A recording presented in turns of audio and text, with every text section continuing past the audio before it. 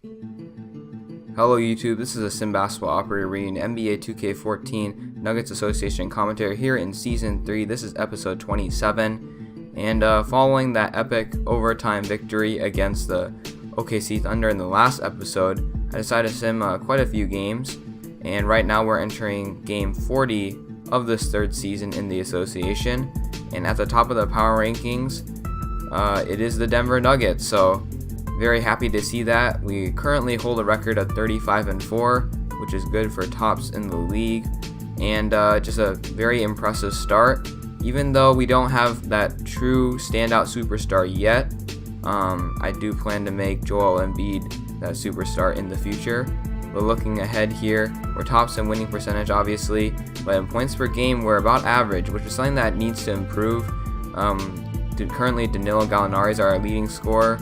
We need other guys to step up, because mainly I want to feature an offense that has multiple weapons and not just one or two.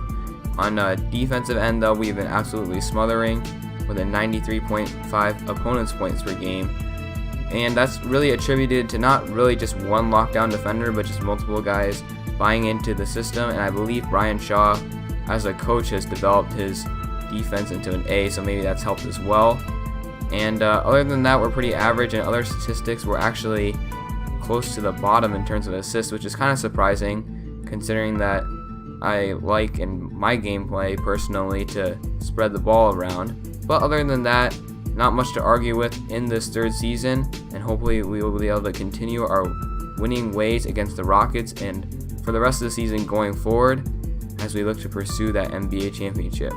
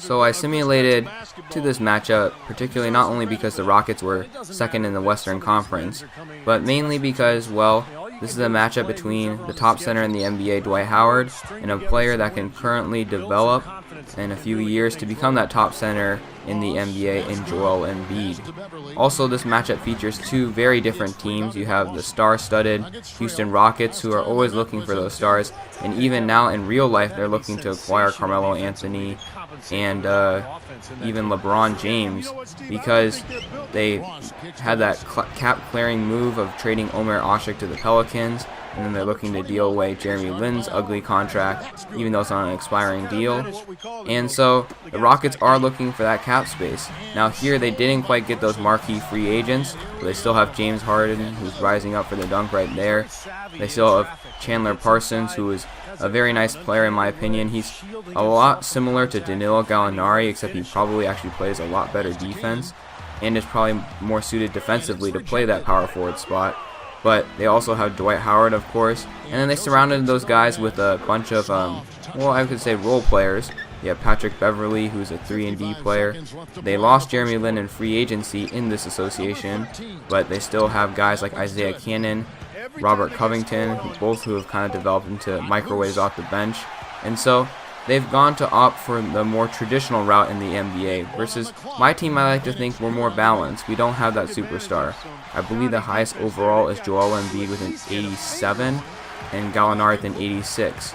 But we do have 5 guys above the 80 overall threshold. We have Terrence Ross and Ryan Anderson and Aaron Aflalo, who are right below that. So we're a really deep team. And so that's something that I pride myself on building, and maybe I consider to be the reason for a tremendous success early in this season. Anyways, getting into the gameplay, Joel Embiid with a nice block. Getting into transition, we throw the lob to Terrence Ross from Zach LaVine.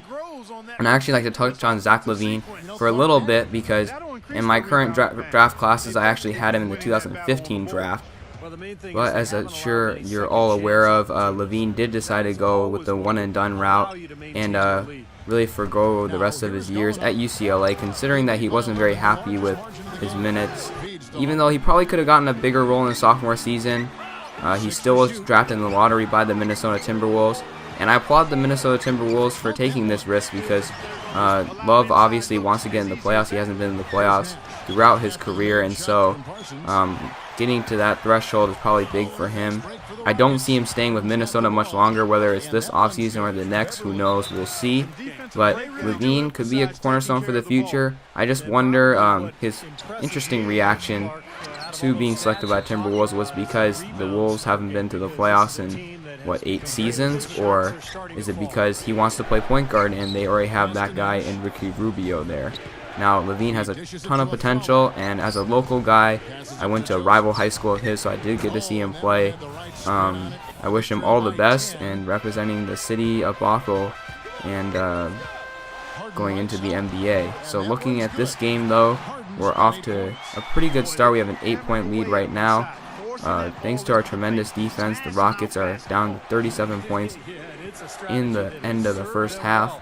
And then here's Lawson driving to the hoop. Tough finish against the Rockets defense. And so our offense is still serviceable. Obviously, by the team statistics I showed earlier in the video, we're average, but it's okay because our defense has been absolutely smothering. And look at Gallinari hitting the buzzer beater at the end of the half, and so that carries us with a 49-37 advantage. And it is Martin Luther King Day 2016 in my association, so hurrah for that. But looking at the halftime report, Joel Embiid with 10 points and 5 rebounds. Pretty impressive stat from him, but more importantly, we were holding them to, I believe, a 36 or 37% field goal percentage, which is a tremendous accomplishment by me, because for anybody who has played 2K, whether it's current gen or next gen, sometimes the CPU, and especially at the higher difficulties, they become very hard to contain with stuff like that. A pick and roll that wasn't really set turns into this brilliant lob between the two Houston Rockets superstars. And then here's Gallinari missing a bunny layup right there. The Rockets on the attack, a threat to come back at any time due to, well, this guy James Harden. And look at the spin jumper over Kenneth Faried's outstretched arm. And Harden's getting it done here. I have to call a timeout. And so here's Corey Joseph, though, driving and dishing to Omer Ashik, the New Orleans Pelican in real life. But this combination for me works out really well because this is a very good defensive combination at the point guard and center positions, and even more so than the Ty Lawson Joel Embiid combination in the starting lineup. And the Joseph Ashik combination doesn't sacrifice too much offense because of the pick and roll and because how that creates shots for other teammates. And now here's James Harden. It's now a 3-point game. The Rockets have come back, and look at Harden stroking the tray ball, and he ties this game up at 57. He's shooting 7-9 from the field. My shooting guards, Terrence Ross and Aaron Aflalo, who are pretty good defenders, not stellar ones, but they're struggling to hold down James Harden. And then here we go, poor closeout by Corey Joseph, but a great block by Joel Embiid, just showing how our two defensive-minded centers have really held on in this association. And then here we go, Ashik rolling off after screening for LaVine. The double team comes, and that's the easiest 2 points of this game. So to recap slightly more about the 2014 draft, one of the guys in this association on my team is Joel Embiid, and he got selected 3rd by the Philadelphia 76ers. Now, he was a threat to go first until that foot fracture, but Joel Embiid, people seem to think that he possesses all the upside in the world, and frankly, when I drafted him, also with the 3rd pick in this association, I didn't expect too much. I just kind of wanted a guy that could protect the paint and be considerably cheaper than JaVale McGee. But Joel Embiid has flashed a lot of offensive upside, and that's something that became more apparent as his freshman year dwindled down at Kansas. And look at that, another buzzer beater by the Denver Nuggets, this time with Ty Lawson. But going back to Embiid, the Sixers are really gambling their future. They took Nerlens Noel, and I guess now he's a power forward. Noel probably didn't have the size or the weight to kind of hold his own at the center position. And so potentially, again potentially, that's what you got to say at the 76ers, but potentially the Noel Embiid combination could be absolutely deadly. And there's not a lot of room in that paint, especially with the point guard like MCW, who shoots 26% from the three-point line. But nonetheless, they're just going with the best talent they believe, and we'll see how that goes for them. I heard Chad Ford say, and also some other guy from ESPN, I guess, who Chad Ford stole this from, but it was like the 76ers are 2 years from being 2 years away. And frankly, I think that timeline's a lot bigger than it actually is, because Dario Saric is a tremendous talent, but getting selected by a crappy team like Philadelphia, I doubt he's going to come over anytime soon. And so that really kind of shows how the Sixers are willing to do what a lot of teams aren't willing to do at all. They're sacrificing ticket sales, they're sacrificing fan attendance, they're really sacrificing a lot of the present and the near future to just make that splash without having to do what some teams like the Miami Heat have done, which is spend the money and buy those free agents away from other teams. So good luck to the 76ers. I wouldn't want to be a 76ers fan right now. It must be very interesting to go into their games and just watch their team get abused. And also, sorrows out to Thaddeus Young, who's the one remaining veteran that I actually respect as an NBA player on that team, and I hope that he goes to a contender sometime soon. So anyways, getting into this game, we blew out the Rockets, and it was a lot easier of a game than I thought it was going to be. Dwight Howard was pretty much held down for the most part, and that right there caps off the game because that was a bomb from Aaron Aflalo. And so we come out with a 113-94 victory.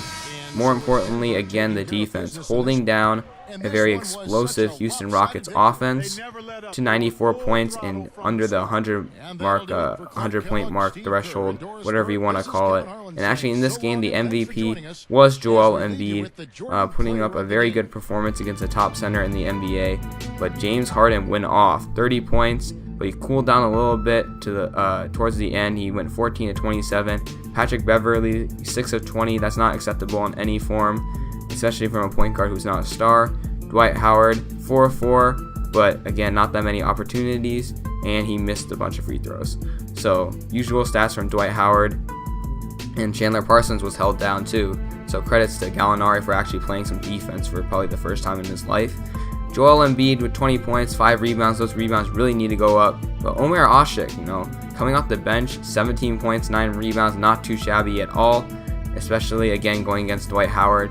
And those two pretty much wore down Howard, so making him a non-factor due to their great defense and their presence on offense. And look at that defensive presence again. 4 blocks from Embiid, 3 from Asik, and just a tremendous performance from them. And they were also very efficient from the field, 8 of 12 and 6 of 7 especially. And then look at the statistical dominance right here. The only stat that the Houston Rockets won was steals, and turnovers have been a problem for me for seems like forever since I started playing 2K. So it's whatever. We come out with the victory, prove that we are the dominant team in the West and a threat to compete for the NBA championship.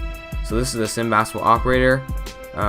More to come from this association. I'm looking to finish it out this summer, and I hope to see you guys all in the next video. Thanks.